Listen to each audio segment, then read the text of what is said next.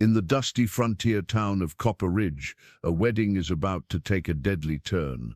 When 18-year-old Sarah Matthews whispers help at the altar during her forced marriage, she never expects anyone to hear her desperate plea. She's wrong. Standing silently among the wedding guests is a towering Apache warrior named Running Bear, who has been watching her family for 20 years. He carries a blood oath made to her dying father, a promise to protect Sarah from the very man she's being forced to marry. This isn't just another rescue story. This is about how one whispered word would ignite a fire that burned through an entire town's corrupt power structure. When Running Bear steps forward to claim Sarah as his own, he doesn't just challenge her groom, he declares war on every man who thinks they can buy and sell women like cattle. What secret did Sarah's father take to his grave that bound this Apache warrior to his daughter's fate? The morning sun cast long shadows through the windows of St. Mary's Church as Sarah Matthews stood before the altar in her mother's yellowed wedding dress. The delicate gold band with its Apache turquoise stone, her mother's wedding ring, felt heavy on her trembling finger, a reminder of a love story that had ended too soon. 6 months ago, her father Thomas had died under mysterious circumstances, leaving behind debts that Sarah never knew existed. Now Marcus Blackwood, the wealthiest rancher in 3 counties, stood beside her with a predatory smile, claiming her hand in marriage would settle those debts and save the family ranch. "Do you, Sarah Elizabeth Matthews, take this man to be your lawfully wedded husband?" Preacher Williams asked, his voice echoing through the packed church. Sarah's throat constricted. Every face in the congregation stared at her expectantly, all except one. In the back pew sat a giant of a man, easily 7 feet tall, with long black hair and skin bronzed by years under the desert sun. His dark eyes held an intensity that made her breath catch, as if he could see straight through to her soul. Something about him seemed familiar, like a half-remembered dream from childhood. Sarah began, her voice barely audible, the word yes stuck in her throat like a stone. Marcus's fingers tightened painfully around her wrist, and she saw the warning in his cold blue eyes. Say yes, or lose everything. Say yes, or watch her father's ranch burn. Say yes, or disappear like other women who had crossed Marcus Blackwood. "Help," she whispered, so softly that she was certain no one could hear. The giant in the back pew straightened, his massive frame tensing like a coiled spring.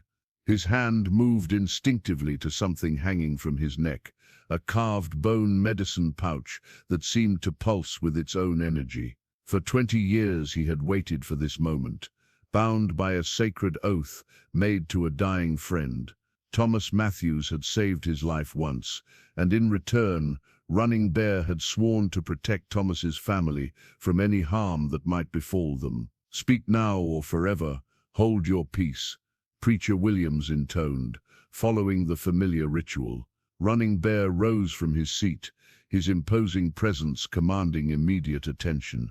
Every head in the church turned toward him as he stepped into the aisle, his moccasin-clad feet silent on the wooden floor. Sarah's eyes widened in recognition, not of his face, but of something deeper, some connection that reached back through years of buried memories.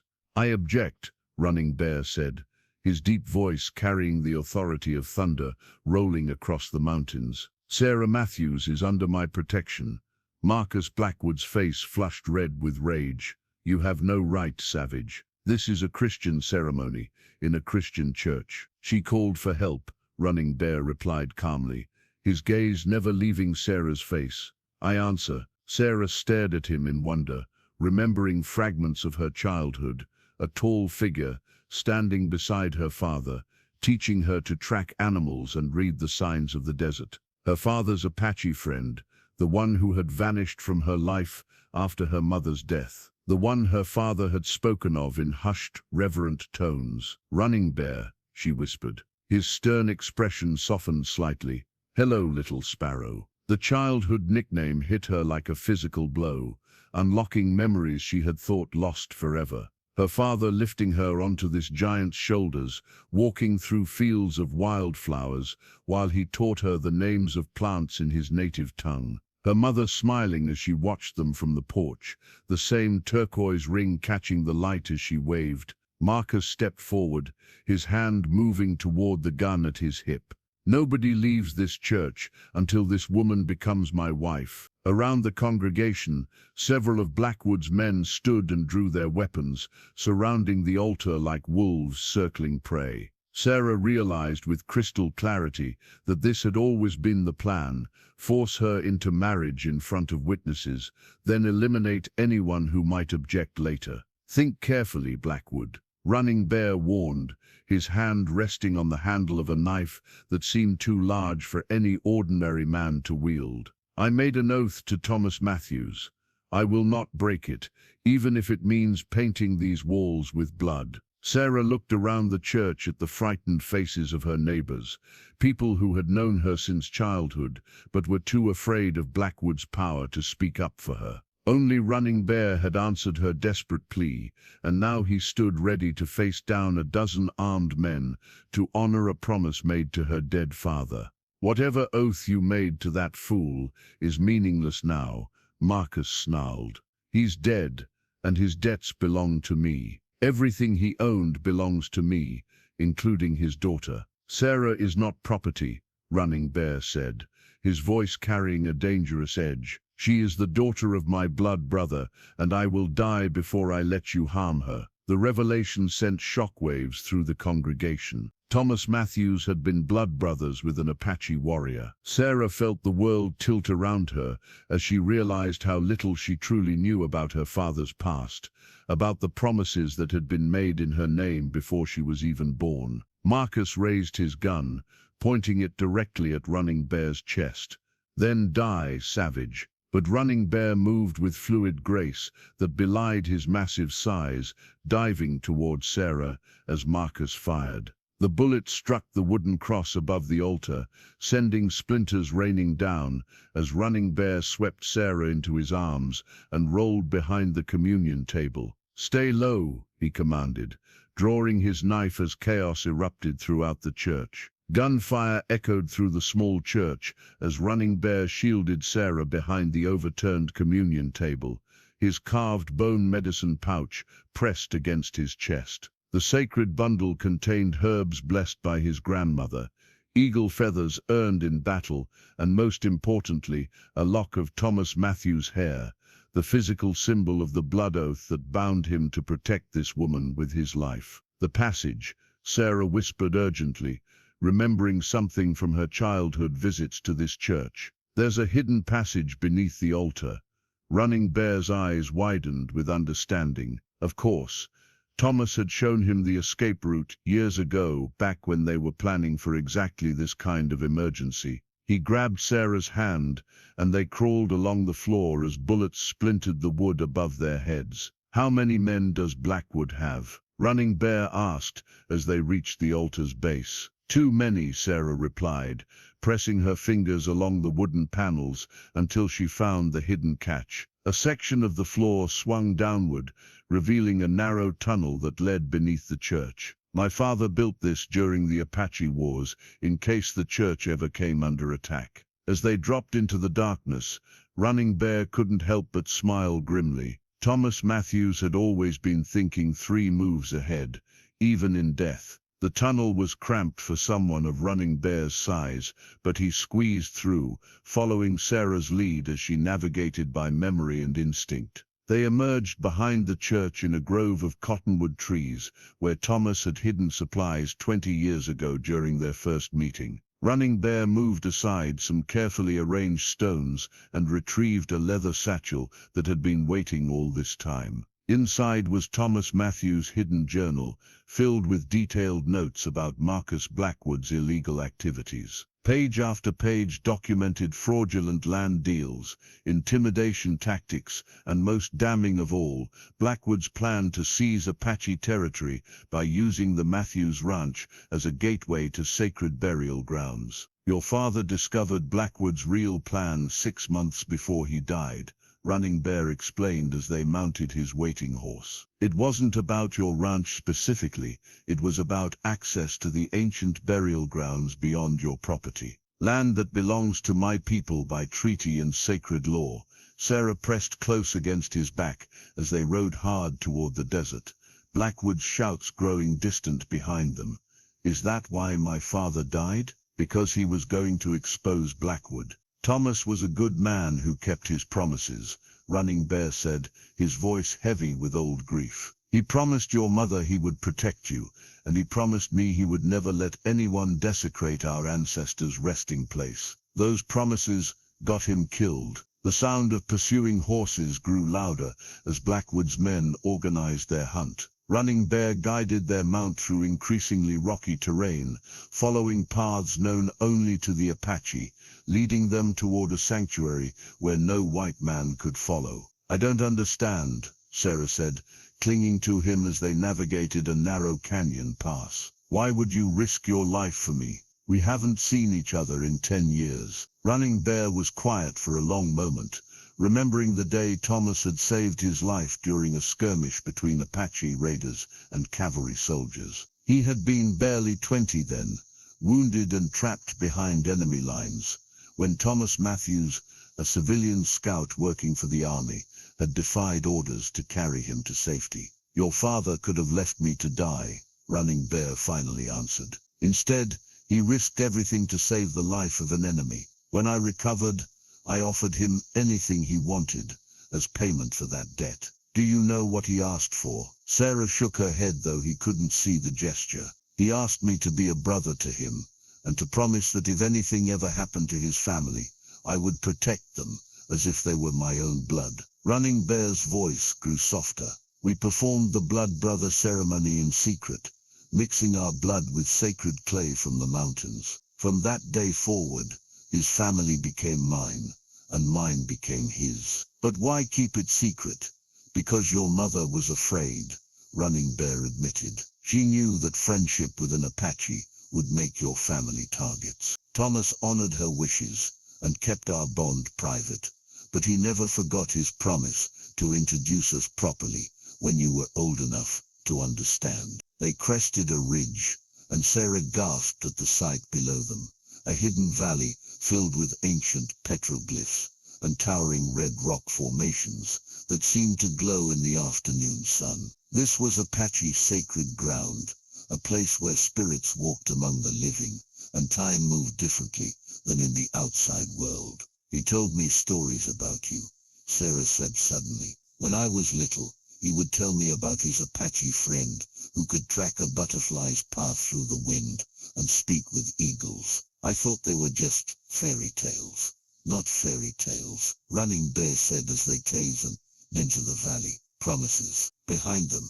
the sound of pursuit faded as Blackwood's men reached the canyon entrance and stopped, unwilling to follow them into Apache territory. But Running Bear knew this was only a temporary reprieve. Marcus Blackwood was a man who had never been denied anything he wanted, and he would not give up easily. As they approached a cluster of traditional Apache dwellings hidden among the rocks, Running Bear felt the weight of his medicine pouch against his chest. The lock of Thomas's hair inside seemed to pulse with warmth, as if his blood brother was still watching us, as if his blood brother was still watching over, still guiding them towards safety. What happens now? Sarah asked. Running Bear helped her down from the horse and looked into her eyes that reminded him so much of him, so much of him, filled with the same determined current, the same determined current, the same determined current. The eyes that reminded him so much of Thomas, filled with the same determined courage that had made her father a man worth dying for. The Apache camp stirred to life as Running Bear and Sarah arrived, but the reception was far from welcoming. Warriors emerged from their shelters with weapons in hand, their faces painted for battle, ready to defend their sacred valley from intruders. At their head stood Chief Standing Wolf, his ancient face creased with suspicion as he took in the sight of a white woman on Apache land. You bring danger to our people, Running Bear, the chief said in their native tongue.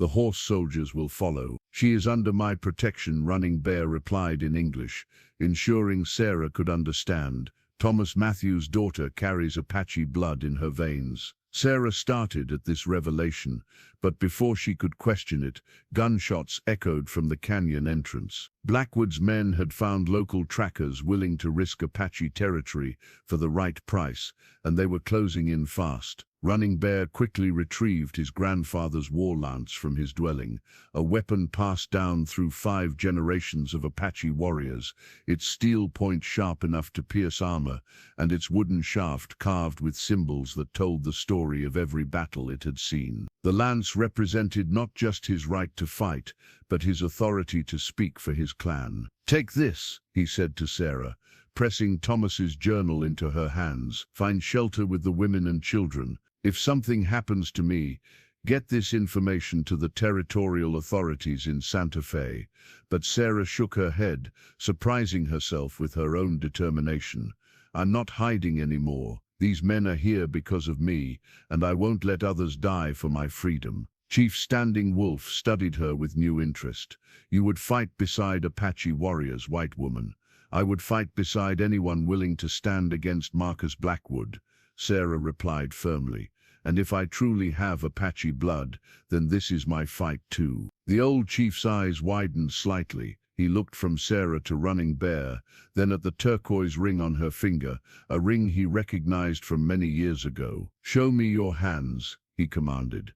Sarah extended her palms, and Standing Wolf examined them carefully. After a moment, he nodded slowly. "White Dove's granddaughter," he murmured. "I see it now in the shape of her fingers, the set of her jaw. Your grandmother was my sister's child, cast out for loving a white man." The revelation hit Sarah like a physical blow. Her grandmother, whom she had always been told, died when her mother was young, had been Apache. That explained so much: her instinctive understanding of the desert, her ability to move quietly through the brush, the strange dreams she sometimes had of eagles and mountains. "There's no time for family reunions," Running Bear said urgently, as the sound of approaching horses grew louder. "They'll be here in minutes." The Apache warriors took defensive positions among the rocks, their bows and rifles trained on the canyon entrance. Sarah found herself handed a bow by one of the women, who showed her quickly how to nock an arrow properly. "Your grandmother was the best archer in the tribe before she left us," the woman said. "Perhaps the skill runs in the blood." Blackwood's voice echoed off the canyon walls as his men approached the hidden valley. "I know you're in there, Sarah. Come out now and I might let the savages live." Running Bear raised his war lance high, and the other warriors responded with a war cry that seemed to shake the very stones around them. It was a sound of defiance that had echoed through these canyons for centuries, the voice of a people who would never be conquered. "You want her, Blackwood," Running Bear called back. "Come and take her." The battle erupted with the fury of a desert storm. Blackwood's hired guns charged into the canyon, only to find themselves caught in a crossfire from Apache warriors positioned in the rocks above. Sarah's first arrow flew wide, but her second found its mark in the shoulder of a gunman trying to flank their position. Running Bear moved through the battle like a force of nature, his war lance spinning and thrusting with deadly precision. He had been trained since childhood in the warrior's way, and now that training served to protect the woman his blood brother had entrusted to his care. But the gunman kept coming, and Sarah realized with growing horror that Blackwood had brought more men than they could handle. Apache warriors were falling, their blood staining the sacred ground of their ancestors. "We have to retreat deeper into the valley," Chief Standing Wolf shouted over the gunfire. "Lead them to the narrow pass where we can bottleneck them." As they fell back, Sarah caught sight of Marcus Blackwood himself, riding into the canyon with a silver-handled Colt revolver gleaming in his hand. His face was twisted with rage, and she knew that he would burn this entire valley to the ground before he would let her escape his control. "This isn't over, savage," he screamed at Running Bear. "I'll hunt you to the ends of the earth. She belongs to me." But Running Bear's only response was to plant his war lance in the ground between them, a challenge that needed no words. As long as he drew breath, Sarah Matthews would remain free, and the sacred lands of his people would stay protected. The battle raged on as the sun began to set, painting the canyon walls the color of blood and fire. The hidden canyon, where Running Bear led Sarah, seemed carved from another world entirely. Towering red walls rose hundreds of feet above them, creating a natural fortress that had sheltered Apache families for generations. Ancient pictographs told stories of hunts and battles, while sacred springs provided fresh water that bubbled up from deep within the earth. Sarah dismounted carefully, her hands shaking from the adrenaline of their escape. Running Bear's shoulder bore a fresh wound from a grazing bullet, and she moved instinctively to help him, tearing strips from her wedding dress to bind the injury. "You don't have to do that," he said quietly, but made no move to stop her. "My father taught me basic medicine," she replied, focusing on her work to avoid his intense gaze. "He said a person never knows when they'll need to patch up a friend." As she worked, Sarah noticed the intricate tattoos that covered Running Bear's arms, symbols that seemed to move in the flickering firelight, telling stories of battles won and spirits honored. His skin was warm beneath her fingers, and she found herself wondering about the life he had lived, the enemies he had faced, the loneliness of being bound by an oath to a dead man's family. "Tell me about my grandmother," she said, needing to fill the silence. Chief Standing Wolf said her name was White Dove.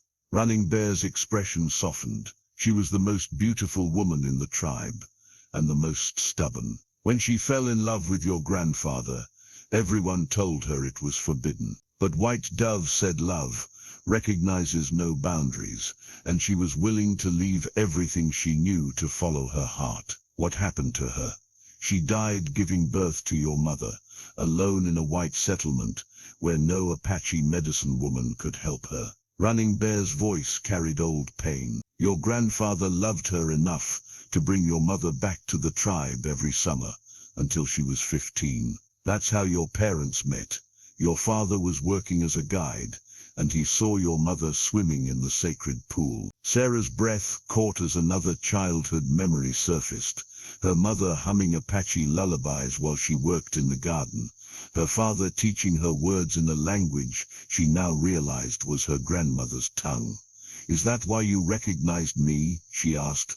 "Because I look like her." "You have her eyes," Running Bear admitted, "but you have your father's spirit." "Thomas was the only white man I ever met who truly understood what it means to belong to the land rather than possess it." Their conversation was interrupted by the arrival of Apache scouts, who reported in urgent whispers to Running Bear. Sarah couldn't understand all of their words, but their expressions were grave. "Blackwood has surrounded the canyon," Running Bear translated. "He's brought more men, and he's threatening to burn us out if we don't surrender you by dawn." Sarah felt a chill that had nothing to do with the desert night. "How many people are trapped here because of me?" 47, Running Bear said without hesitation. "Men, women, and children who consider this place sacred ground worth defending." The weight of responsibility settled on Sarah's shoulders like a physical burden. All these people were at risk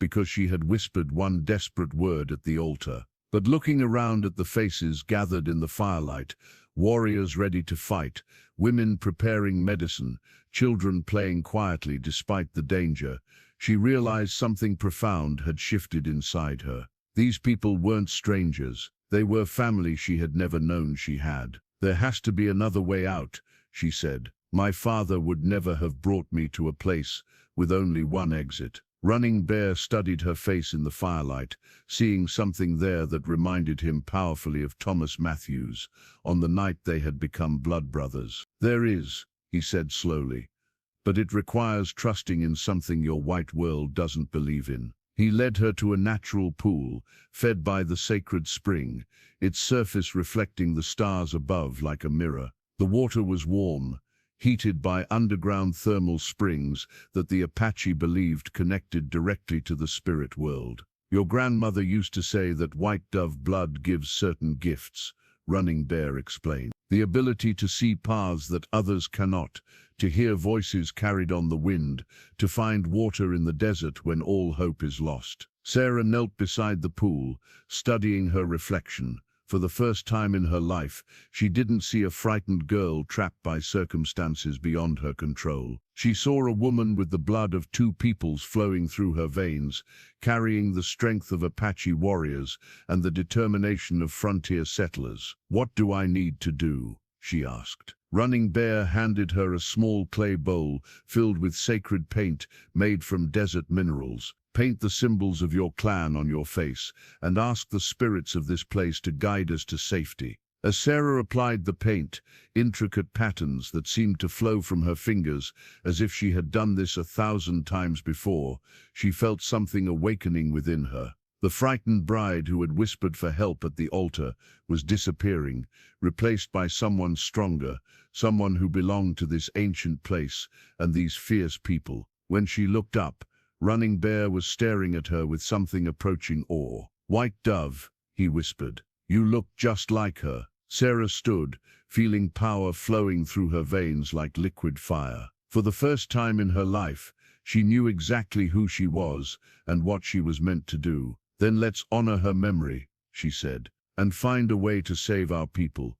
Dawn approached with the sound of Blackwood's men positioning themselves for the final assault. Chief Standing Wolf called an emergency council meeting, his sacred eagle feather headdress catching the first light of morning as the tribe's elders gathered around the ceremonial fire.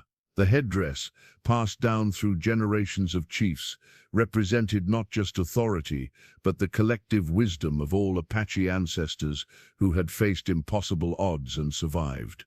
"The white man offers terms," Standing Wolf announced, his weathered face grave. "He says he will spare the tribe if we surrender Thomas Matthews' daughter." Murmurs of anger rippled through the assembled warriors, but the chief raised his hand for silence. "However," he continued, "there is another matter to consider. This woman claims Apache blood through White Dove's lineage. If this is true, she has rights here that no white man can touch." "How do we verify such a claim?" asked Broken Arrow, the tribe's war leader. "White Dove was exiled before most of us were born." Standing Wolf turned to Sarah, who knelt beside the sacred fire, with her face still painted in the clan symbols Running Bear had taught her. "You must prove your heritage through the 3 tests of belonging: the test of the tracker, the test of the healer, and the test of courage." Sarah's heart pounded, but she met the chief's eyes steadily. "I accept." The first test began immediately.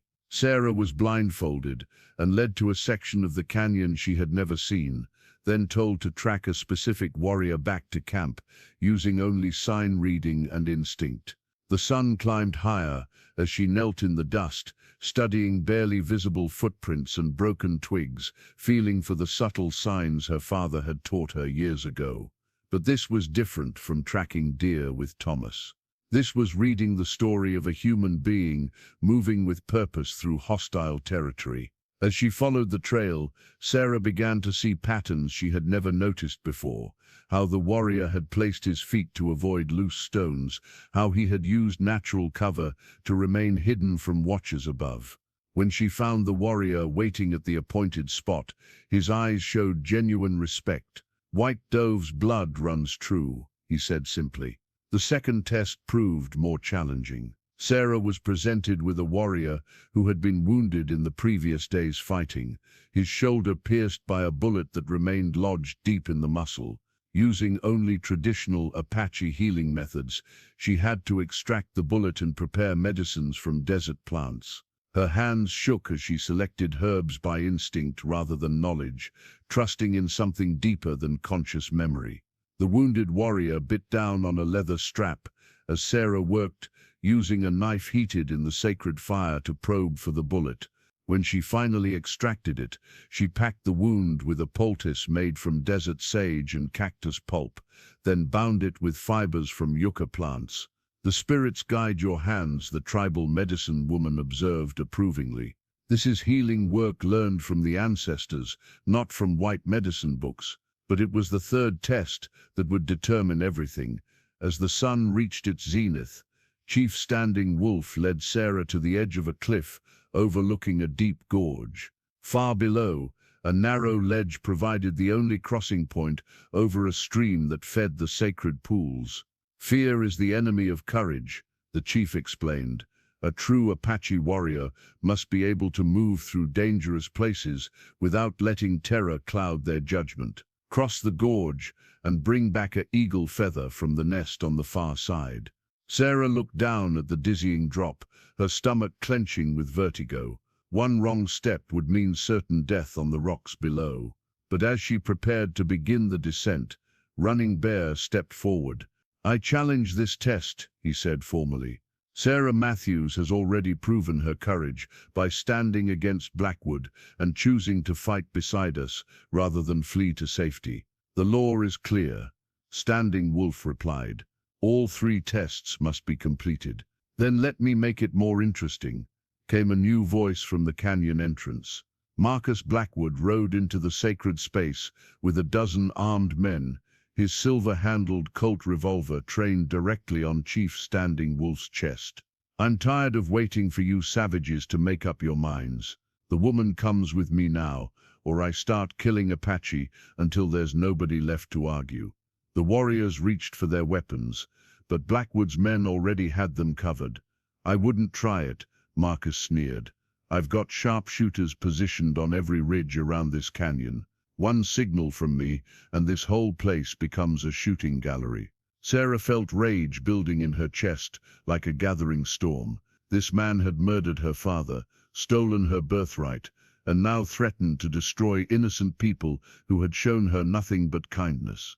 The eagle feather headdress on Chief Standing Wolf's head seemed to shimmer in her peripheral vision, and she suddenly understood what the spirits were trying to tell her. "The test isn't about crossing the gorge," she said quietly, pieces of the puzzle falling into place in her mind.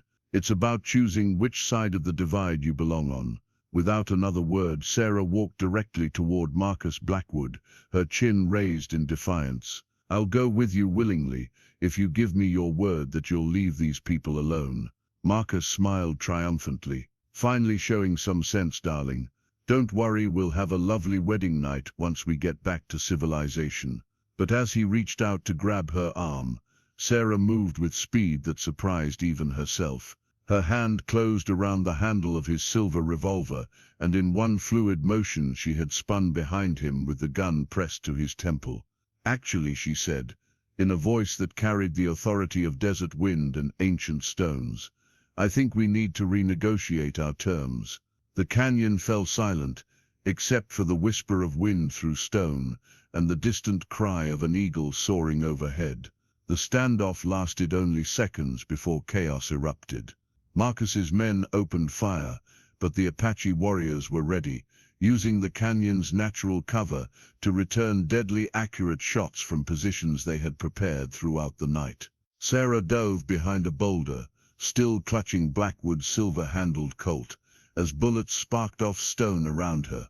"You stupid girl," Marcus snarled, drawing a backup weapon from his boot. "You've just signed all their death warrants." But even as he spoke, smoke began to rise from the direction of Copper Ridge. One of Blackwood's men rode hard into the canyon, his horse lathered with sweat and fear written across his face. "Boss," he shouted over the gunfire, "the town's burning. Someone torched the Matthews place, and half of Main Street with it." Sarah's heart lurched. Her childhood home, the ranch her father had built with his own hands, was going up in flames. But worse than the destruction of property was what this meant. Blackwood was systematically destroying every trace of her legal claim to the land, every document that might prove his crimes. "Let me guess," Running Bear said grimly as he took cover beside her. "The land office burned too," the messenger nodded frantically. "Everything, boss. The courthouse, the bank records, even Old Man Peterson's surveying documents. It's all gone." Marcus smiled coldly despite the bullets flying around him. "Insurance, my dear Sarah. Even if you somehow survive this day, you'll have nothing left to go home to. No proof of ownership, no witnesses to your father's legitimate claims, nothing but my word against yours about who really owns that land. Sarah felt despair wash over her, but it was quickly replaced by burning determination.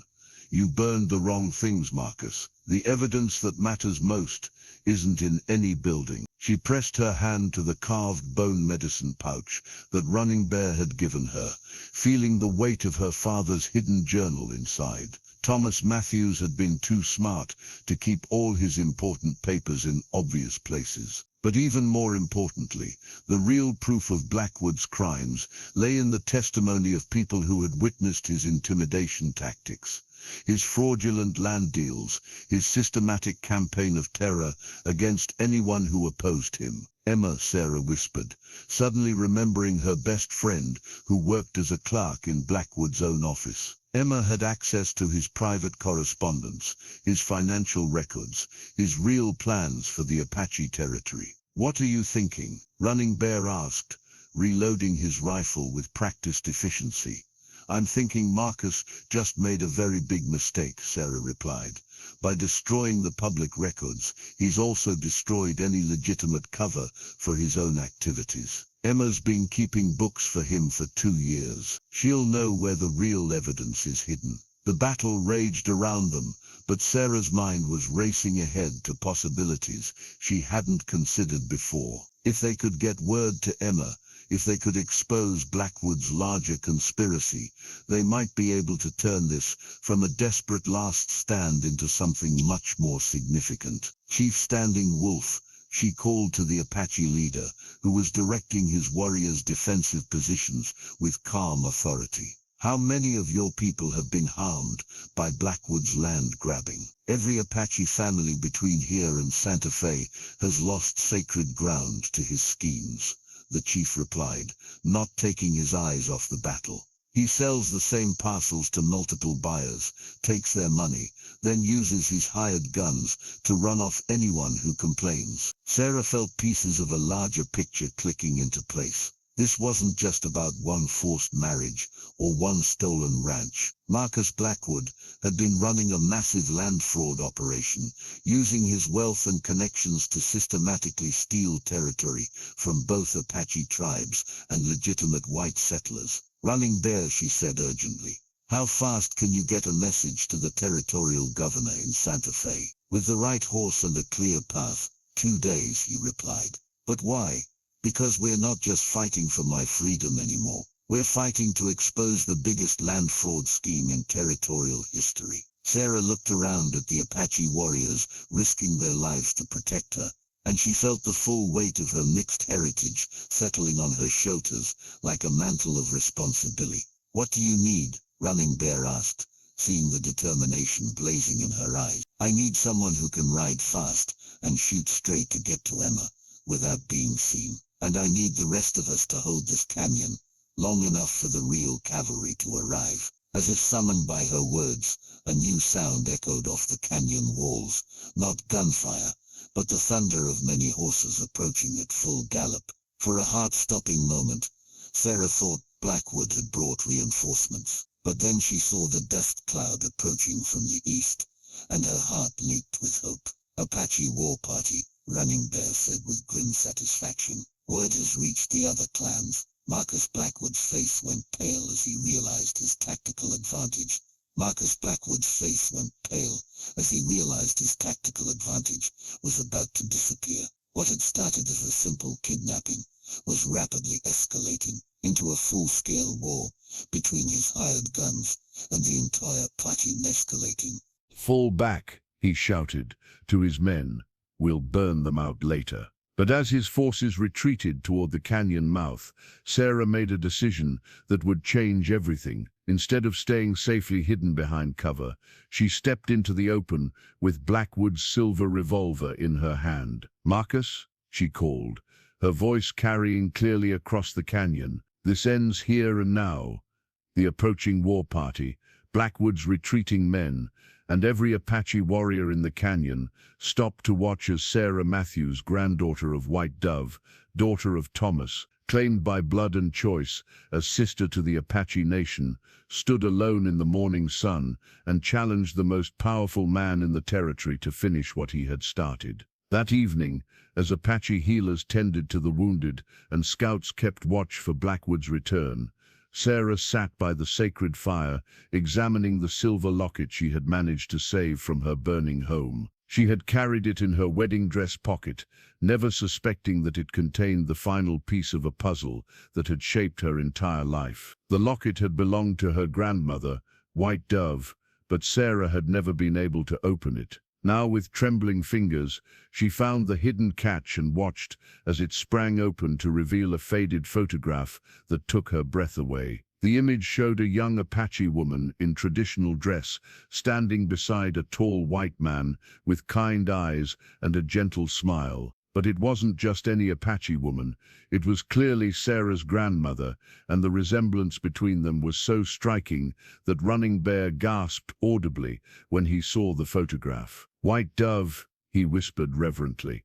"And your grandfather, Jonathan Matthews." Sarah stared at the image, seeing her own features reflected in her grandmother's face, understanding for the first time why she had always felt pulled toward the desert, why Apache words sometimes came to her in dreams, why the sacred spaces of this canyon felt like coming home. "She was beautiful," Sarah said softly. "She was also the finest tracker and healer in the tribe before she chose love over tradition," Running Bear replied.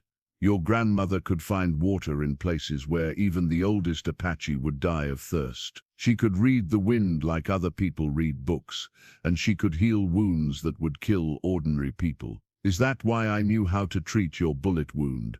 Why I can follow tracks I've never seen before?" Running Bear nodded. "Apache gifts skip generations sometimes. Your mother had some abilities, but they were weak compared to White Dove's power. In you, the bloodline runs true again."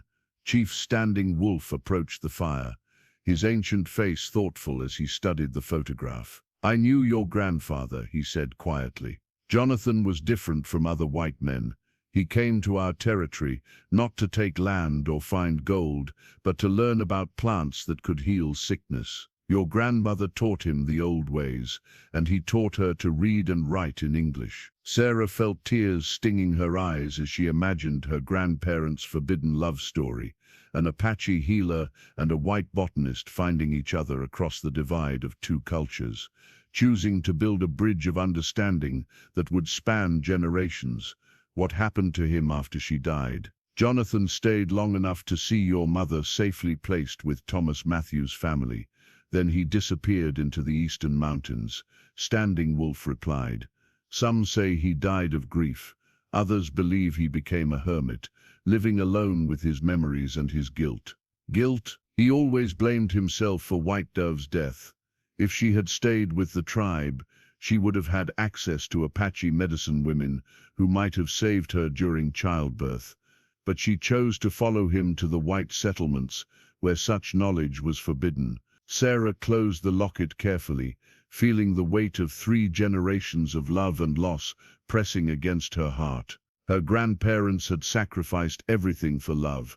Her mother had grown up, caught between two worlds, and her father had spent his life trying to honor promises made to people from both cultures. Now it was her turn to decide which legacy she would carry forward. "Running Bear," she said quietly, "tell me about the blood brother ceremony, the one you performed with my father." Running Bear's expression grew solemn. "It is not something we speak of lightly. When two people become blood brothers, they share not just their lives, but their deaths, their honor, their sacred obligations." "Show me." "Sarah, you don't understand what you're asking. The ceremony binds souls across lifetimes. Once performed, it cannot be undone." "Then it's perfect," Sarah said, meeting his gaze with steady determination. "Because I've finally figured out who I'm supposed to be." She stood and walked to the edge of the firelight, where Chief Standing Wolf's eagle feather headdress rested on a sacred blanket. The headdress represented the judgment and wisdom of the entire tribe, and Sarah knew that what she was about to propose would either be accepted as the act of a true Apache daughter or rejected as the presumption of an outsider. "I want to request formal adoption into the tribe," she announced loudly enough for everyone in the canyon to hear. "I want to take my grandmother's place as White Dove's heir, and I want to claim my right to speak for Apache interests in the white man's courts." The canyon fell silent, except for the crackling of the sacred fire. Sarah could feel dozens of eyes upon her, measuring her worthiness, judging whether this white woman truly had the courage to become what her bloodline demanded. Chief Standing Wolf rose slowly, his weathered hands steady as he lifted the eagle feather headdress. "You would accept all the responsibilities of Apache citizenship. You would honor our treaties, protect our sacred places, and put the welfare of the tribe above your own desires." "I would," Sarah said firmly, "and I would use my legal status as a white woman to fight for Apache rights in courts where your voices are not heard. And if the white world rejects you for this choice, if you can never return to the life you knew before." Sarah thought of her burning home, her forced marriage to Marcus Blackwood, the fear and helplessness that had defined her existence until this moment. Then she looked around at the Apache families who had risked everything to protect her, at Running Bear, who had honored a promise made to her dead father, at the sacred canyon that felt more like home than any place she had ever lived. "The white world already rejected me when it tried to sell me like property," she replied. "This is where I belong."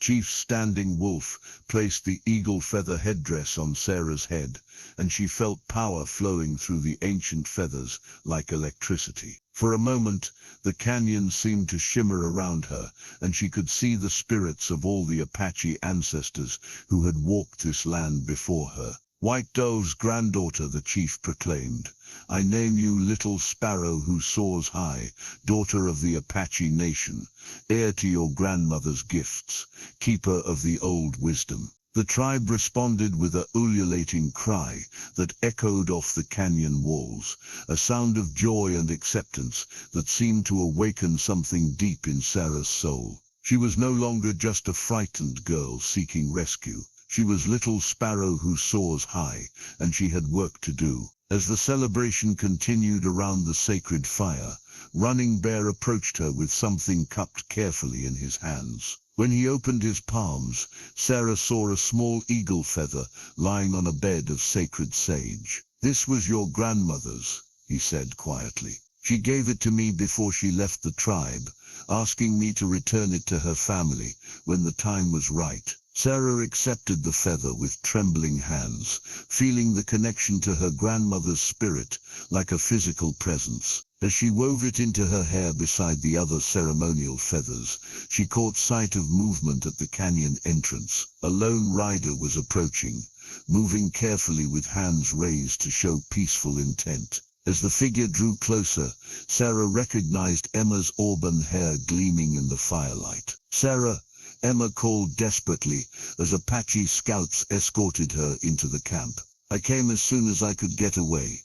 I brought evidence papers that prove everything Blackwood's been doing. But there's something else, something terrible you need to know." Sarah's heart clenched with foreboding. "What is it?" Emma's face was pale with fear and exhaustion. "He's not just after your land anymore, Sarah. Blackwood's planning something much worse. He's convinced the territorial governor that the Apache are preparing for a full uprising, and federal troops are already on their way from Fort Union." The celebration around the sacred fire died away as the implications of Emma's words sank in. Marcus Blackwood hadn't just escalated a personal vendetta into a land grab. He had manipulated it into the opening moves of what could become a war of extermination against the entire Apache nation. And Sarah realized with crystal clarity that she was the only person positioned to stop it. Emma's news hit the Apache camp like a lightning strike. Within minutes, the celebration had transformed into a war council, as Chief Standing Wolf summoned his most trusted advisors around the sacred fire. Emma sat in the center, her hands shaking as she spread out the documents she had risked her life to steal from Blackwood's private safe. He's been planning this for months, Emma explained, her voice barely above a whisper. The forced marriage was never really about wanting Sarah. It was about getting legal control of the Matthews Ranch, so he could use it as a staging ground for military operations. Running Bear examined the papers by firelight, his expression growing darker with each page. These are orders for weapons, supplies for 100-man militia, and correspondence with someone called Colonel Morrison. Sarah felt ice form in her stomach. Jake Morrison, the tracker who hunts Apache refugees for bounty money. Blackwood hired him to find us. It's worse than that. Emma continued. Morrison isn't just checking you anymore.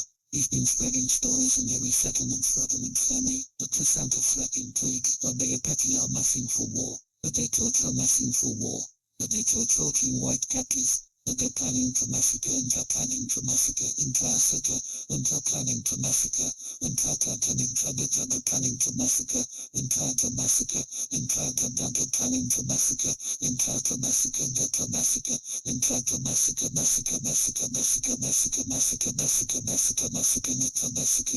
Chief Standing Wolf's weathered face showed no emotion, but Sarah could see the pain in his eyes. His people had spent decades trying to live in peace with the white settlers, honoring treaties that were broken as soon as they became inconvenient, adapting to reservation life even as their sacred lands were stolen piece by piece. "How many soldiers are coming?" Running Bear asked. 3 full companies of cavalry from Fort Union," Emma replied. "Nearly 200 men, armed with the latest repeating rifles and mountain howitzers. They're calling it a pacification campaign, but Blackwood's been telling them this is their chance to solve the Apache problem once and for all." Sarah stared into the sacred fire, watching flames dance across the logs as her mind raced through possibilities. With her new status as an adopted Apache daughter, she now had legal standing to speak for the tribe in territorial courts. But the legal system wouldn't help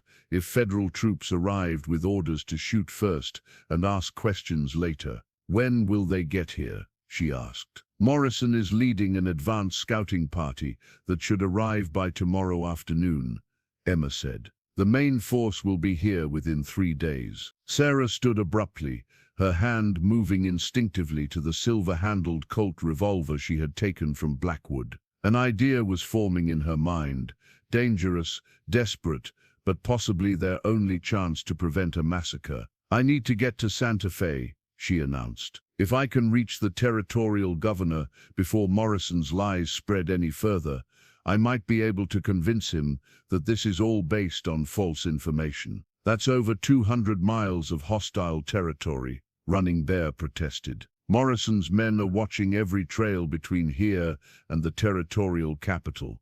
Then I'll have to find a path they're not watching." Sarah turned to Chief Standing Wolf. "You said my grandmother could find water where others would die of thirst. Are there desert routes that white men don't know about?" The old chief studied her for a long moment. "There is the Ghost Trail, the path our ancestors used when fleeing cavalry pursuits. It crosses the worst part of the desert, where no water runs and the heat can kill a horse in half a day. But it would cut your journey to Santa Fe by 3 days. I'll take it." "Sarah, no," Emma said desperately. "You'll die out there, even if you somehow survive the desert. What makes you think the territorial governor will listen to you? Blackwood has been bribing officials for years." Sarah knelt beside her friend and grasped her hands. "Because I'm not going as Sarah Matthews anymore. I'm going as Little Sparrow Who Soars High, officially adopted daughter of the Apache Nation, carrying evidence of a massive fraud scheme that involves territorial officials." She gestured to the papers Emma had brought. "These documents don't just prove Blackwood's been stealing land, they show he's been forging government authorizations, selling federal property without permission, and keeping 2 sets of books to hide his profits. That's not just fraud, Emma. That's treason." Running Bear moved to her side, and Sarah could see the conflict warring in his dark eyes. He had sworn to protect her, but what she was proposing would take her far beyond his ability to keep her safe. "I won't let you go alone," he said finally. "You can't come with me," Sarah replied gently. "An Apache warrior riding into Santa Fe right now would only confirm Morrison's stories about a coming uprising. I have to do this as a white woman with Apache legal standing, someone who can speak to both worlds. Then take me," Emma said suddenly. "I know all of Blackwood's business practices, all his connections with corrupt officials. And if we're traveling as two women seeking protection from Apache raids, no one will suspect we're actually working to expose the conspiracy." Sarah felt a surge of gratitude toward her childhood friend. "Emma, if we're caught, Blackwood will kill you for betraying him. He'll kill me anyway once he realizes his papers are missing," Emma replied with grim determination. "At least this way, my death might accomplish something worthwhile." Chief Standing Wolf rose and walked to a large leather bag that contained the tribe's most sacred ceremonial items. From it, he withdrew an intricately carved wooden object that made several of the Apache warriors gasp with reverence. "This is the speaking staff of the 7 clans," he explained, holding the artifact with obvious reverence. "It has been carried by Apache negotiators for 300 years, and it bears the official marks of every treaty we have ever signed with the white government. Any territorial official who sees this will know that you speak with the full authority of the Apache nation." Sarah accepted the staff with trembling hands, feeling the weight of history and responsibility settling on her shoulders. The wood was worn smooth by generations of hands, and the carved symbols seemed to pulse with their own inner light. "There's something else," Running Bear said quietly. He reached into his medicine pouch and withdrew a small buckskin bag tied with sinew. "Sacred herbs from the high places, blessed by our medicine woman. If you're caught in the desert without water, make tea from these leaves. They won't save you, but they'll keep you alive long enough to find help." As Sarah prepared for a journey that would likely end in her death, she felt strangely calm. For the first time in her life, she knew exactly who she was and what she was meant to do. She was Little Sparrow, who soars high, granddaughter of White Dove, daughter of Thomas Matthews, and the bridge between two peoples who desperately needed to find a way to live together in peace. The sun would rise in a few hours, and with it would come Jake Morrison's advance scouts. But by then, Sarah and Emma would already be racing across the desert, carrying evidence that could either save the Apache nation or confirm their destruction. Either way, the frightened girl who had whispered help at the altar was gone forever. The desert heat was merciless as Sarah and Emma pushed their horses across terrain that seemed more like the surface of another planet than anywhere meant for human travel.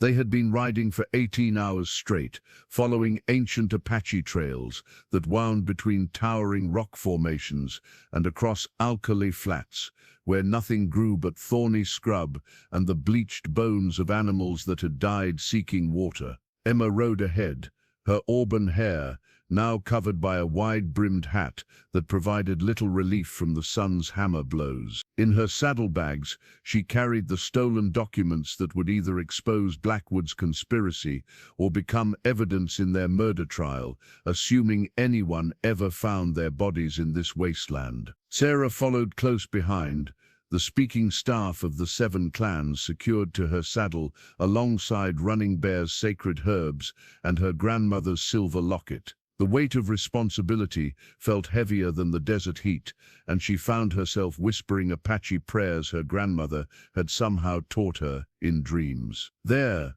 Emma called, pointing toward a cluster of red rocks that provided the first shade they had seen in hours. "We need to rest the horses before they collapse." They dismounted in the blessed coolness of the rock shelter, their legs shaking with exhaustion. Sarah's wedding dress, now torn and stained beyond recognition, clung to her skin with dried sweat and desert dust. But when she looked at Emma, she saw her own determination reflected in her friend's face. "How much farther to Santa Fe?" Emma asked, offering Sarah water from her canteen. "According to Chief Standing Wolf's directions, we should reach the main road by sunset." Sarah took a careful sip, rationing every drop.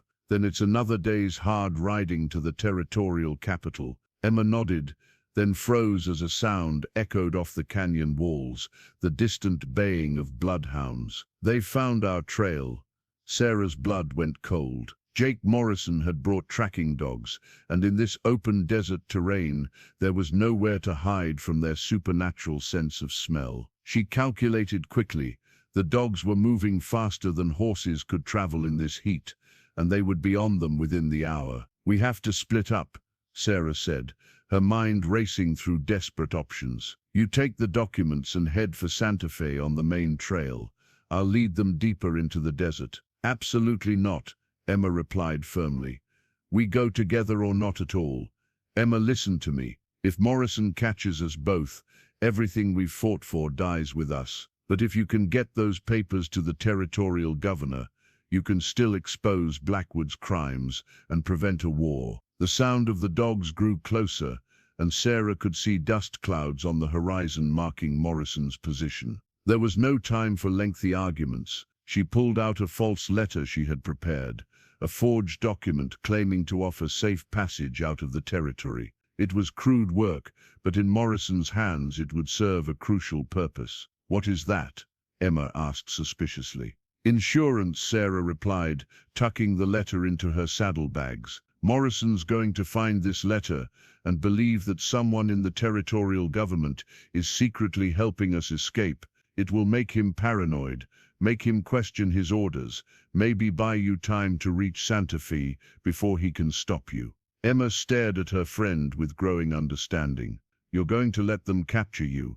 I'm going to let them think they've captured the real prize, Sarah corrected. Jake Morrison is a bounty hunter, Emma. He gets paid based on results, not methods. If he thinks he's caught the Apache-loving traitor who's been stirring up trouble, he might not bother chasing down a second rider. This is insane, Sarah. Morrison will torture you for information about the Apache camps. Sarah thought of Running Bear's medicine bundle pressed against her chest, of the sacred staff that carried the authority of 7 Apache clans, of her grandmother's locket containing the photograph of a love that had transcended the boundaries between 2 worlds. Then I'll have to make sure I don't give him any, she said quietly. The 2 friends embraced quickly, both knowing this might be the last time they saw each other alive. Then Emma mounted her horse and rode hard toward the distant mountains, where the main road to Santa Fe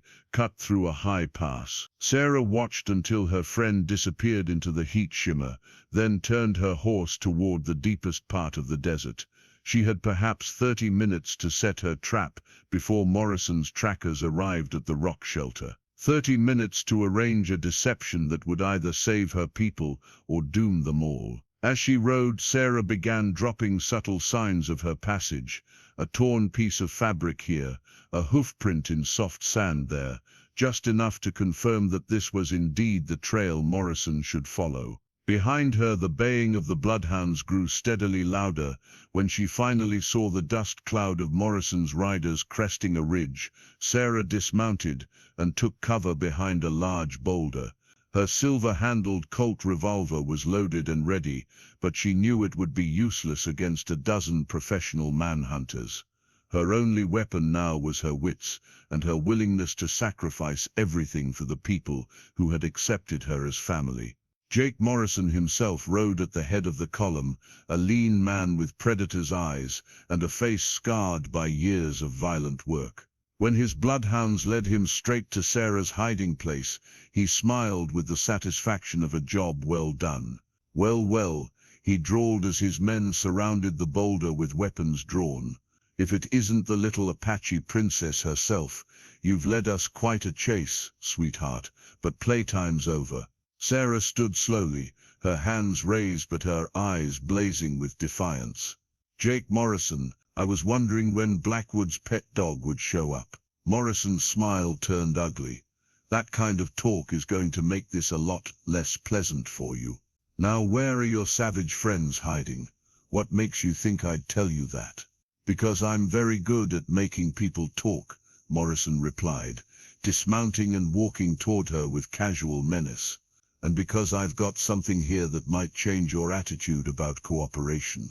He reached into his saddlebag and pulled out what Sarah immediately recognized as Running Bear's medicine bundle, the sacred pouch containing herbs, eagle feathers, and the lock of her father's hair that symbolized the blood oath between Thomas Matthews and his Apache brother. "Found this on one of your friends when we caught him trying to circle around behind us," Morrison said with malicious satisfaction. "Big savage, about 7 feet tall, ugly as sin, and twice as stubborn. He's tied up back at our camp right now, and whether he lives through the night depends entirely on how helpful you decide to be." Sarah's heart plummeted. Running Bear had followed her into the desert, despite her orders to stay with the tribe, and now he was Morrison's prisoner. The medicine bundle in Morrison's hands meant that her protector had been captured, tortured, and quite possibly killed already. But as Morrison watched her face for signs of despair, Sarah forced herself to remember the lessons of her Apache heritage. White Dove had never shown weakness to her enemies, and neither would her granddaughter. "If you've hurt him," Sarah said in a voice that carried the authority of desert wind and ancient stones, "I'll kill you myself." Morrison laughed and signaled to his men. "Tie her up, boys. Looks like we've got ourselves a real wildcat here. This is going to be fun." As rough hands seized her arms, Sarah caught sight of Emma's dust trail disappearing into the mountains. Her friend was still free, still carrying the evidence that could expose Blackwood's crimes and prevent a war. The trap had worked.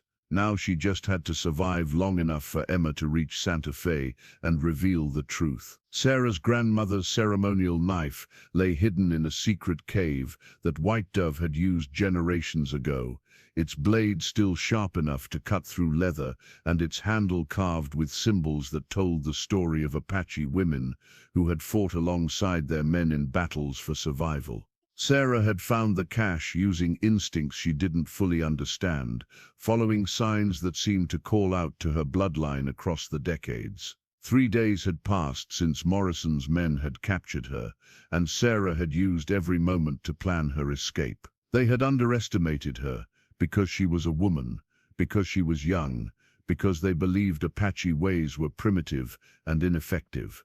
Their mistake would cost them dearly. Morrison's camp sat in a box canyon, with high walls and only one exit, a natural fortress that the bounty hunter thought made escape impossible. But Sarah had discovered something her captors didn't know, a hidden passage behind the camp that led to a network of caves where Apache warriors had once hidden from cavalry pursuits. "Still not feeling talkative, Princess?" Morrison asked as he approached the tree where Sarah was tied. Her wrists were raw from the rope, and she hadn't been given water since the previous morning, but her eyes still blazed with unbroken defiance. "I told you," Sarah replied hoarsely. "I don't know where the Apache camps are." Morrison backhanded her casually, a blow that snapped her head to the side and brought blood to her lips. "See, that's where I think you're lying, because my sources tell me you've been living with those savages for weeks, and nobody spends that much time with Apache without learning their secrets." "Your sources are wrong." "My sources," Morrison said with a cruel smile, "include your boyfriend. That big Apache buck we caught has been very educational about your relationship with the tribe. Seems you're not just a captive, you're actually one of them now, adopted daughter, isn't that right?" Sarah's heart clenched, but she forced her expression to remain neutral. If Running Bear was still alive, still talking, then there might be hope of rescue. But she couldn't let Morrison see how much the news affected her. "Where is he?" she asked. "Safe and sound for now, though I have to say he's not nearly as pretty as he used to be." Amazing how much a man's face changes when you introduce it to a branding iron. Rage flooded through Sarah's veins like liquid fire, and for a moment the desert around her seemed to shimmer with heat that had nothing to do with the sun. Morrison stepped back involuntarily, seeing something in her eyes that made his hand move toward his gun. "Easy there, wildcat. Save that Apache temper for someone who cares. Right now, I need information about sacred burial grounds. secret water sources, and how many warriors the tribe can field in a fight. Give me what I want, and maybe your savage boyfriend lives long enough to see tomorrow. Sarah closed her eyes and reached deep inside herself, searching for the warrior spirit her grandmother had bequeathed to her bloodline. When she opened them again, Morrison saw something that made him take another step backward. "You want to know about Apache warriors?" Sarah said in a voice that carried the authority of desert storms and ancient power. "Let me show you." She had been working at the ropes binding her wrists all morning, using a sharp stone to fray the fibers, while pretending to struggle futilely against her bonds. Now, with a sudden twist that drew upon flexibility learned from childhood games, she slipped free of the loosened ropes and rolled away from the tree. Morrison shouted for his men, but Sarah was already moving with speed and grace that seemed impossible for someone who had been a captive moments before. She reached the hidden cache behind a pile of seemingly random rocks and retrieved her grandmother's ceremonial knife, its blade gleaming with deadly promise. "Kill her," Morrison screamed, drawing his own weapon. But Sarah had vanished into the maze of boulders and hidden passages that honeycombed the canyon walls. This was Apache territory, shaped by Apache hands for Apache purposes, and she moved through it like a ghost, following pathways that white men would never see. The first of Morrison's men died quietly, his throat opened by White Dove's blade before he could cry out a warning. The second fell with the knife buried in his back as he tried to climb toward her position on the canyon rim. One by one, Sarah hunted Morrison's trackers through terrain they thought they controlled, using every skill her mixed heritage had given her. When she finally stood over Jake Morrison himself, the ceremonial knife pressed against his throat as he lay pinned beneath her in the dust. She felt the spirits of all her Apache ancestors watching with approval. "Where is Running Bear?" she asked quietly. "Go to hell," Morrison gasped. Sarah pressed the blade deeper, drawing a thin line of blood. "I've already been there. It's called being sold like property to a man like Marcus Blackwood. Now where is my friend?" "Cave behind the camp, but you're too late. He's been dying for hours." Sarah bound Morrison with his own rope and left him tied to the same tree where she had been held captive. Then she made her way to the cave he had indicated, her heart pounding with fear of what she might find. Running Bear lay in the darkness, his face swollen and bloodied from Morrison's interrogation, but his eyes opened when she knelt beside him. "Little Sparrow," he whispered, "you should not have come back." "Shut up and let me look at your wounds," Sarah replied, but her voice was gentle as she began assessing the damage Morrison's men had inflicted. The injuries were severe but not fatal, if treated properly. Sarah used her grandmother's healing knowledge to clean and bind the worst cuts, then helped Running Bear sit up against the cave wall. "Emma," he asked.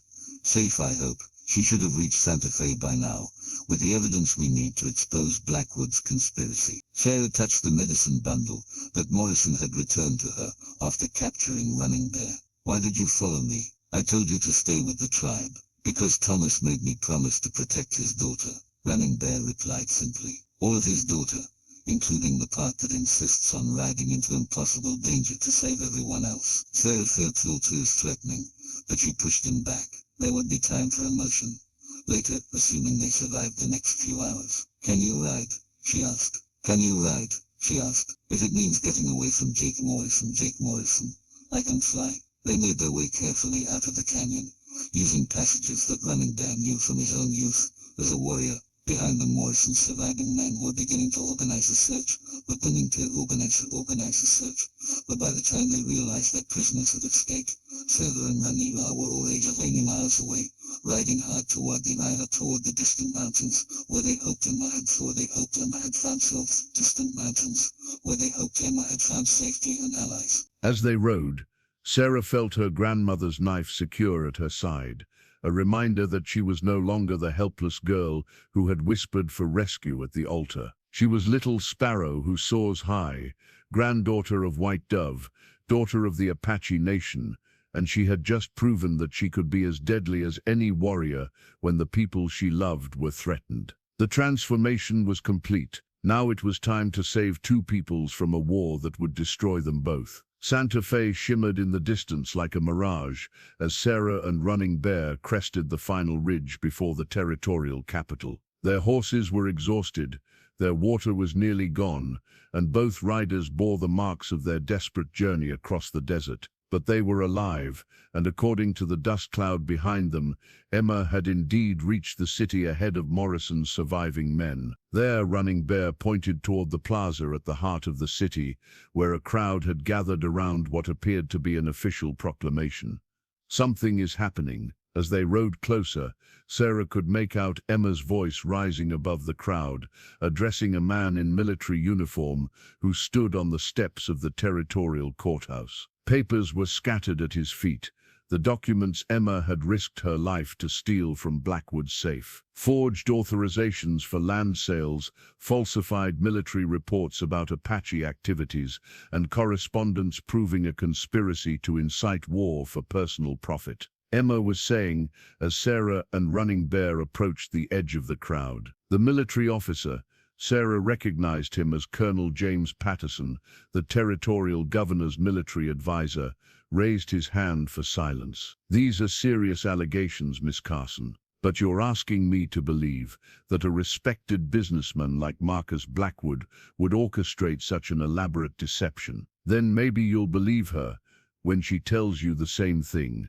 Emma said, pointing as Sarah rode into the plaza. The crowd parted, murmuring with excitement and fear as they saw the Apache warrior accompanying her. Sarah dismounted and walked forward, her hand resting on the speaking staff of the 7 clans that gave her official authority to negotiate for the Apache nation. She was a startling sight, a white woman in a torn wedding dress, her face painted with Apache war symbols, carrying the sacred implements of both cultures with equal reverence. "Colonel Patterson," she said formally, "I am Little Sparrow, who soars high, adopted daughter of the Apache nation and legal heir to Thomas Matthews' estate. I come to present evidence of treason against the United States government." The colonel's eyes widened as he recognized the speaking staff and understood its significance. "Miss Matthews, we were told you had been kidnapped by hostile Apache. I was rescued by Apache warriors from a forced marriage to Marcus Blackwood, a man who murdered my father and has been systematically defrauding the territorial government for years." Sarah gestured toward the papers at Patterson's feet.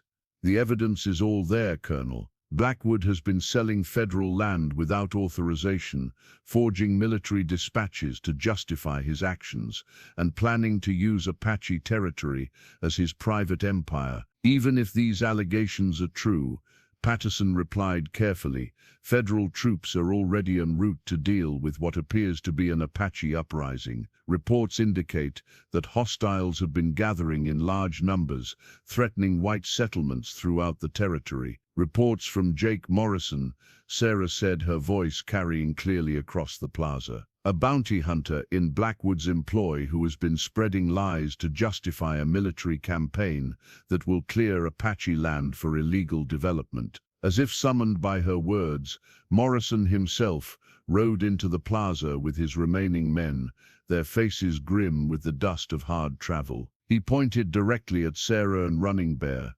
"There they are, the Apache sympathizers who've been stirring up trouble throughout the territory. Colonel, I demand their immediate arrest." The crowd began to buzz with tension as armed men faced each other across the plaza. Sarah felt the weight of history pressing down on her shoulders, knowing that the next few minutes would determine whether peace or war would define the future of this territory. "Colonel Patterson," she said, raising the speaking staff high enough for everyone to see. "This staff has been present at every treaty signing between the Apache Nation and the United States government for 300 years. By its authority, I demand a formal hearing of these charges before any military action is taken." "You have no authority here, girl," Morrison snarled. "You're nothing but a traitor who's been living with savages and spreading their lies." "Actually," came a new voice from the courthouse steps. "She has every authority." Sarah turned to see a distinguished older man in a black suit, descending toward the plaza. She recognized him from newspaper photographs. Governor William Mitchell, the territorial governor himself. Governor Colonel Patterson said with obvious relief. We have a complicated situation here. Governor Mitchell approached Sarah directly, his keen eyes taking in her appearance, the speaking staff, and the papers scattered around them. Miss Matthews, I've been reviewing the documents your friend brought to my office this morning. If these allegations are proven true, they represent one of the most serious cases of fraud and conspiracy I've seen in 20 years of territorial administration. Then you'll call off the military expedition? Sarah asked hopefully. I'm afraid it's too late for that, the governor replied grimly. Federal troops left Fort Union 3 days ago with orders signed by officials in Washington. But what I can do is ensure that any military action is based on facts rather than fabricated reports. Morrison stepped forward aggressively. Governor, you're making a mistake trusting this woman. She's been compromised by her association with hostiles. Everything she says is suspect. Perhaps, Governor Mitchell replied calmly. But the evidence she's provided is corroborated by multiple sources, including correspondence I've received from honest territorial officials who've been concerned about Mr. Blackwood's activities for months. The governor held up a leather dispatch case. This morning I received a message from the Apache chiefs requesting a formal meeting to discuss land rights disputes. They specifically mentioned their adopted daughter, Little Sparrow Who Soars High, as their authorized representative in legal matters. Sarah felt a surge of gratitude toward Chief Standing Wolf and the tribal council. Even while under threat of military attack, they had been working through proper legal channels to resolve the crisis peacefully. That's impossible, Morrison protested. No Apache chief would give negotiating authority to a white woman. Unless she truly was adopted into the tribe according to their traditional laws, Governor Mitchell replied, which, according to Territorial Statute 47B, would give her the same legal standing as any other tribal member in matters of treaty negotiation. The crowd murmured with surprise as the implications became clear. Sarah wasn't just a woman who had been rescued by Apache warriors.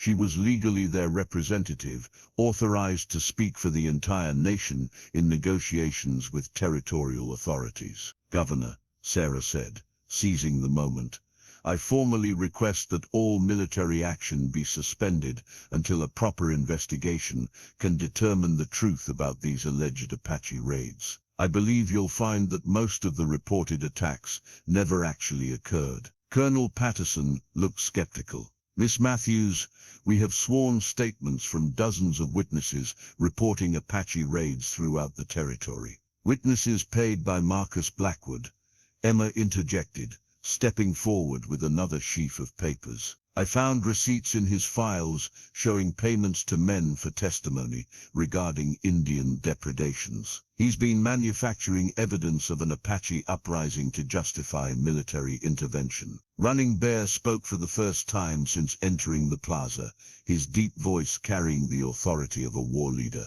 The Apache nation desires peace, Colonel. We have no wish to fight your soldiers, but we will defend our people and our sacred lands if forced to do so. See, Morrison said triumphantly, threats of violence from a known hostile. Governor, you can't seriously be considering negotiating with these people. But Governor Mitchell was studying the papers Emma had provided, his expression growing increasingly grim as he read. Mr. Morrison, according to these documents, you've been receiving substantial payments from Mr. Blackwood for services described as Indian hunting and evidence gathering. Would you care to explain these transactions? Morrison's face flushed red. My business arrangements are no concern of yours, Governor. I'm a licensed bounty hunter, operating under federal authority. Federal authority that appears to have been forged, the governor replied coldly. He held up an official-looking document. This warrant for Apache arrests bears the signature of a federal marshal who died 6 months ago. Either you've been defrauded, Mr. Morrison, or you're party to this conspiracy yourself. The plaza fell silent as the weight of evidence shifted dramatically. Sarah could see doubt creeping into the faces of Morrison's men as they realized their employer might have been lying to them about the legality of their actions. I propose a solution, Sarah said, raising her voice to address the entire crowd. Give me 3 days to ride back to Apache territory with a small escort of territorial officials. Let them see for themselves whether the Apache are preparing for war or simply trying to defend their legitimate treaty rights. If evidence of hostile intent is found, proceed with military action. If not, arrest Marcus Blackwood and his conspirators for fraud and incitement to war. Governor Mitchell considered this proposal, clearly weighing the political implications. A full military campaign against the Apache would be expensive and controversial, especially if it turned out to be based on fabricated evidence, but allowing negotiations might be seen as weakness by those who favored a more aggressive approach in internal relations. The federal troops will reach Apache territory in 2 days. Colonel Patterson pointed out, even if we sent word immediately, there might not be time to prevent engagement. Then we'll have to move fast, Sarah replied. She looked around the plaza at the faces of ordinary citizens, storekeepers, ranchers, territorial officials, who would ultimately bear the cost of a war fought for one man's greed. People of Santa Fe, she called out, her voice carrying feel in the desert air. I stand before you as the daughter of two peoples, carrying the hopes, keeping the hopes, for both, for peace and peace. The clashing nations seeks only to live according to the treaties your government has signed, to maintain faithfulness to her ancestor. Marcus Blackwood would destroy all his shoulders,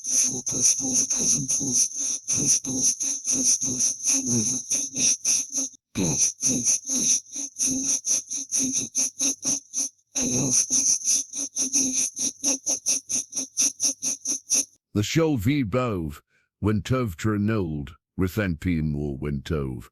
These were frontier folk who understood the value of honesty and the danger of corruption, and the evidence against Blackwood was becoming overwhelming. Governor, Emma said urgently. There's one more thing you need to know. According to these financial records, Blackwood hasn't just been stealing Apache land. He's been defrauding white settlers too, selling the same parcels to multiple buyers and using his private militia to drive off anyone who complains. Half the land disputes in this territory can be traced back to his schemes. This news caused an immediate uproar as several men in the crowd began shouting about their own problems with disputed land claims. Governor Mitchell raised his hands for order, but Sarah could see that the political situation had shifted decisively against Blackwood and his allies. Morrison, the governor said formally, you and your men are hereby ordered to surrender your weapons and submit to territorial custody while these allegations are investigated. Morrison's hand moved toward his gun, but he was vastly outnumbered in a plaza full of angry citizens who were beginning to realize how they had been deceived. After a tense moment, he raised his hands in surrender. Colonel Patterson, Governor Mitchell continued,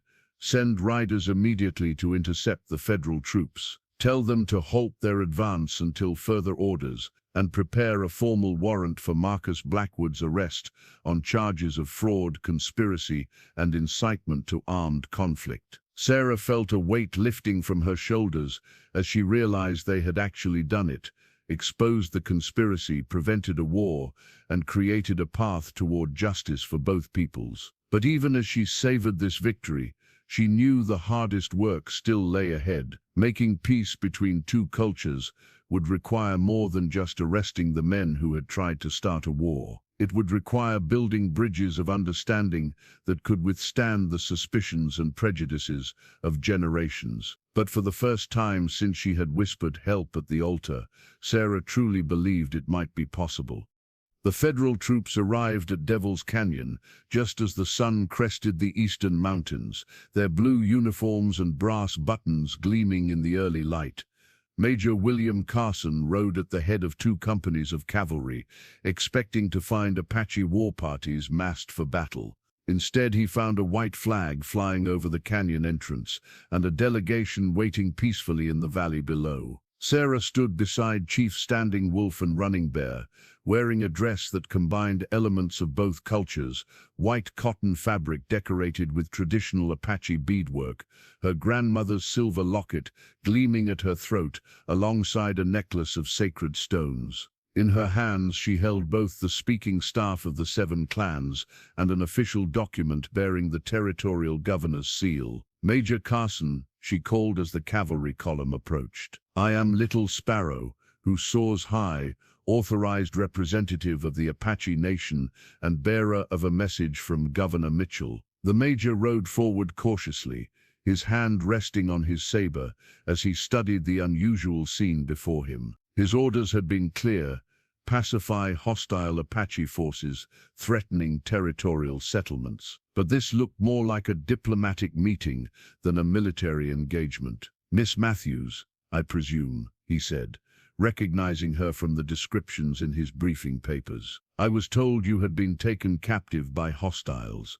I was rescued by Apache warriors from a forced marriage, Major, and in the process I discovered evidence of a conspiracy to defraud both the territorial government and the Apache Nation. Sarah handed him the governor's message. You'll find orders to suspend military action pending a full investigation of the allegations. Major Carson read the document carefully, his expression shifting from suspicion to surprise to concern. This suggests that the reports of Apache raids were fabricated. Not just fabricated, Major, deliberately manufactured to justify military intervention that would benefit certain private interests. Sarah gestured toward the peaceful camp behind her, where Apache families went about their daily routines under the watchful eyes of tribal warriors. Do these people look like they're preparing for war? The major studied the scene more closely. Apache children played games near their mothers, who worked on traditional crafts while keeping one eye on the approaching soldiers. The men stood ready but not aggressive,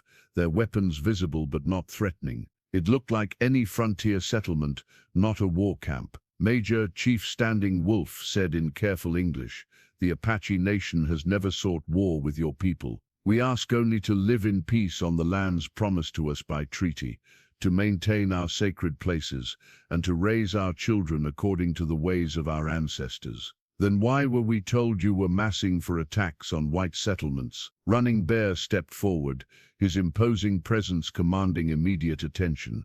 Because a white man named Marcus Blackwood wanted your soldiers to clear this land so he could claim it illegally. He paid bounty hunters to spread lies about Apache raids, knowing that your government would respond with force. Major Carson looked around at his assembled troops, then back at the peaceful Apache camp. The evidence of his own eyes contradicted everything in his orders, and he was beginning to understand that he had been manipulated into leading a military campaign based on false information. Major, Sarah said quietly, may I show you something? She led him to a rise overlooking the hidden valley where the sacred burial grounds lay. Ancient stone markers stood among carefully tended graves, and the morning light revealed pictographs telling stories of Apache ancestors who had lived and died on this land for centuries. This is what Marcus Blackwood really wanted, Sarah explained. Not just the surface land,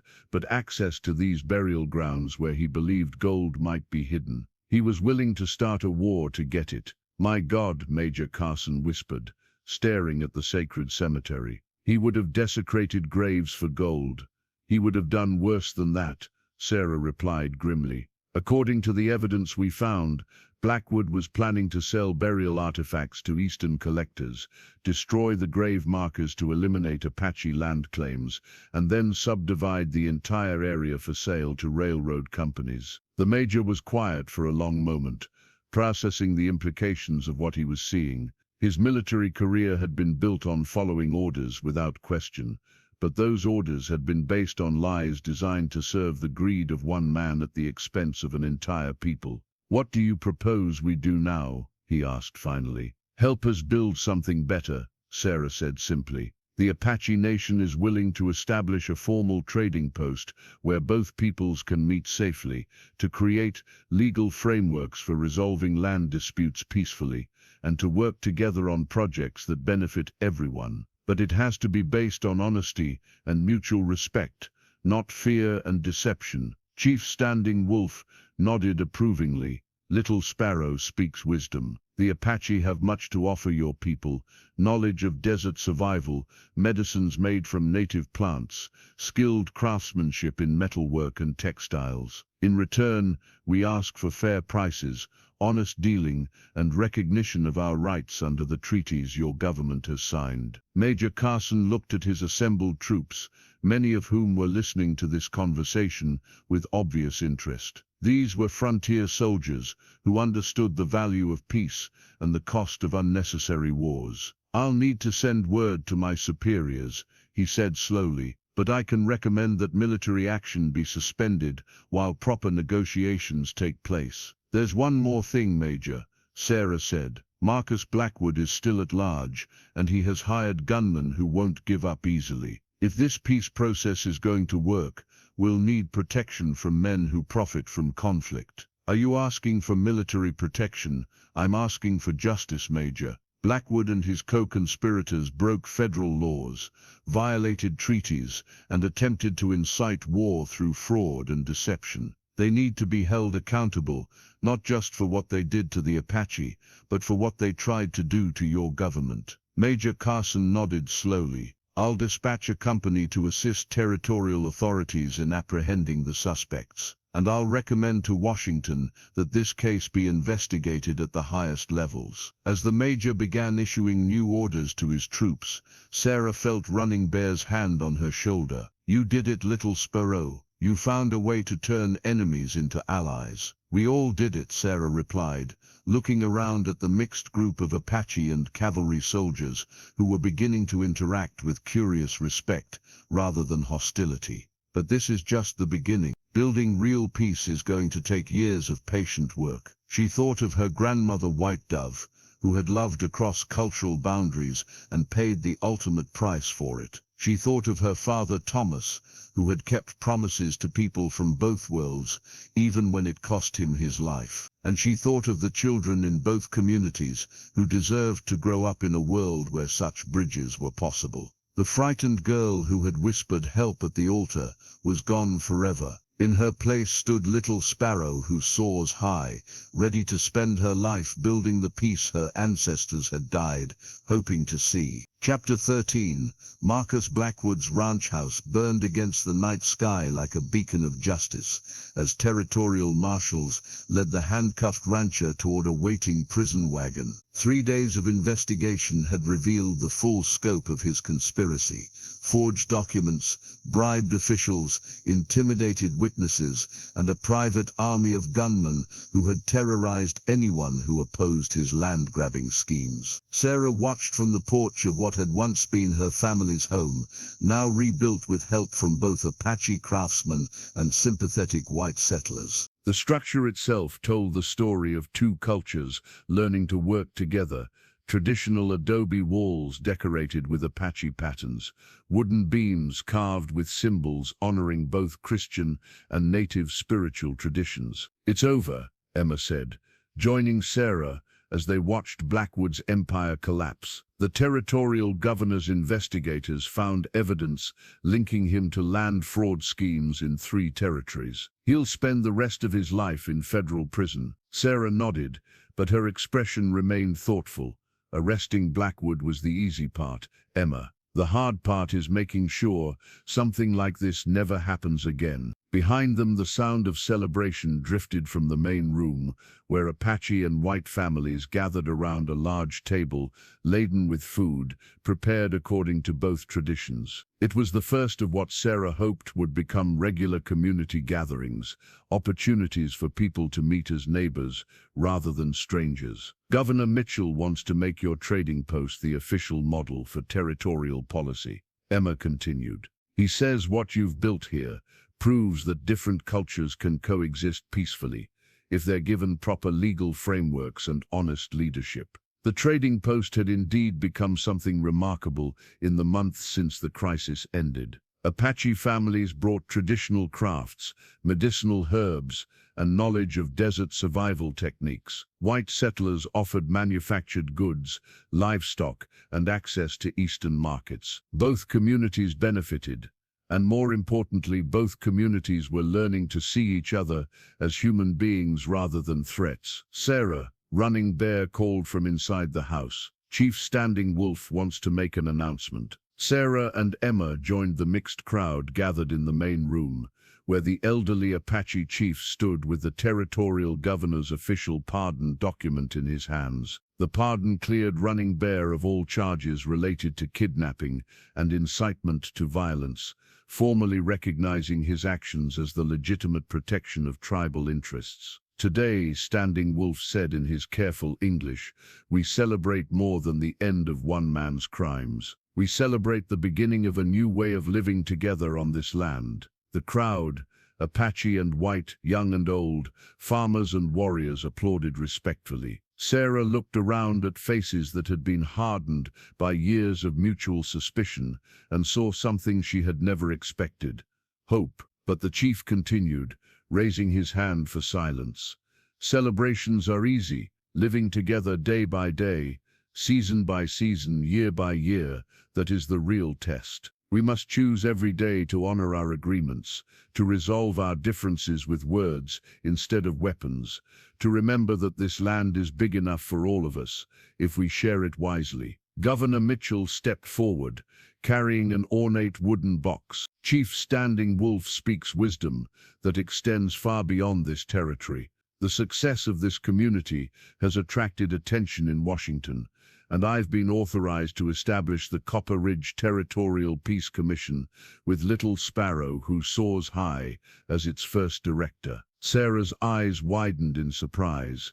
Governor, I don't understand. The federal government wants to replicate this model throughout the Western Territories, Mitchell explained, opening the box to reveal an official commission certificate and a badge bearing the seal of the United States Territory of New Mexico. Your position would involve traveling to other regions where conflicts exist between native peoples and settlers, helping to establish trading relationships and legal frameworks based on what you've accomplished here. The room fell silent as everyone considered the implications. Sarah felt the weight of responsibility settling on her shoulders, but also a surge of excitement. This was exactly the kind of work her mixed heritage had prepared her for, building bridges between worlds that had been enemies for too long. The position comes with federal authority to investigate land disputes, negotiate on behalf of both parties, and establish official trading posts under territorial protection, the governor continued. It also comes with a substantial salary and the backing of the U.S. Marshals Service for enforcement of your decisions. Running Bear moved to Sarah's side, and she could see pride and concern warring in his dark eyes.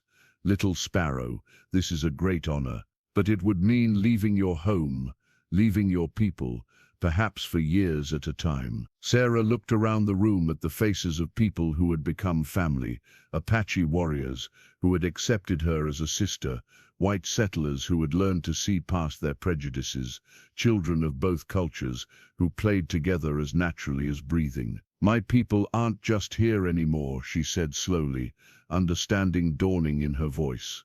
My people are everywhere that fear and hatred are being replaced by understanding and cooperation. This is what my grandmother would have wanted, what my father died hoping to see, a world where love truly recognizes no boundaries. She accepted the commission certificate with steady hands, feeling the spirits of White Dove and Thomas Matthews watching with approval as she embarked on the path they had dreamed of, but never lived to see. I accept, Sarah said formally. But I have one condition. What's that? Governor Mitchell asked. Sarah took Running Bear's hand and smiled. I want to be married first, and I want both communities to understand that this peace we've built isn't just political, it's personal. It's about choosing love over fear, trust over suspicion, hope over hatred. Everything else grows from that choice. The room erupted in cheers and applause as Running Bear swept Sarah into his arms, both of them laughing with the joy of people who had found their true purpose in life. Outside, the stars shone down on a land where two peoples were learning to share the same sky, and somewhere in the distance, an eagle's cry echoed across the desert, like a song of celebration. The wedding preparations took on a significance far beyond the union of two people.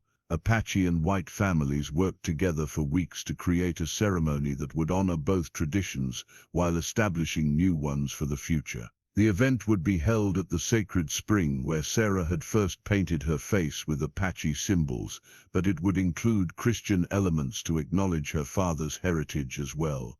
Chief Standing Wolf's peace pipe, a sacred artifact carved from red stone and decorated with feathers from 7 different birds, lay on a blanket beside the spring as the sun set on the day before the wedding. The pipe had been used in every major treaty negotiation between the Apache and outside peoples for over 2 centuries, and its presence at Sarah and Running Bear's wedding would sanctify their union as more than just a marriage between individuals. Nervous? Emma asked as she helped Sarah into the wedding dress they had spent weeks creating together. The dress itself told the story of Sarah's journey from terrified bride to confident leader. White silk formed the base, but it was decorated with intricate Apache beadwork that sparkled like stars in the candlelight. Her grandmother's silver locket hung at her throat, while her hair was woven with eagle feathers that marked her status as an adopted daughter of the tribe. Not nervous, Sarah replied, studying her reflection in the mirror. Excited? Tomorrow isn't just about Running Bear and me, it's about proving that 2 different worlds can become one world if people are willing to love more than they fear. Through the window they could see the preparations continuing even after dark. Apache women wove traditional wedding blankets, while white seamstresses added finishing touches to decorations. Children from both communities ran between the groups, carrying messages and treats, already natural ambassadors between their parents' cultures. Governor Mitchell arrived this afternoon. Emma reported. He brought a wedding gift from Washington, official recognition of the Apache Nation's sovereignty over their traditional burial grounds and sacred sites. No one can ever legally challenge those land rights again. Sarah felt tears threaten as she realized the magnitude of what they had accomplished. Her whispered plea for help at that first disastrous wedding had somehow led to legal protections for an entire people's most sacred places. There's something else, Emma continued, her voice growing more serious. A delegation arrived from the Navajo Nation. They've heard about what we've accomplished here, and they want to discuss establishing similar peace agreements in their territory. Already, word travels fast when people see something that actually works. Governor Mitchell says there are inquiries from as far away as Dakota Territory and California.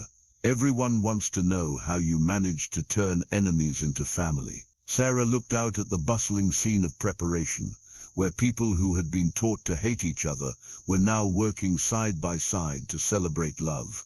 We didn't do anything magical, Emma. We just stopped believing lies about each other and started telling the truth instead. A knock at the door interrupted their conversation, and Running Bear's voice called from outside. Little Sparrow, may I speak with you?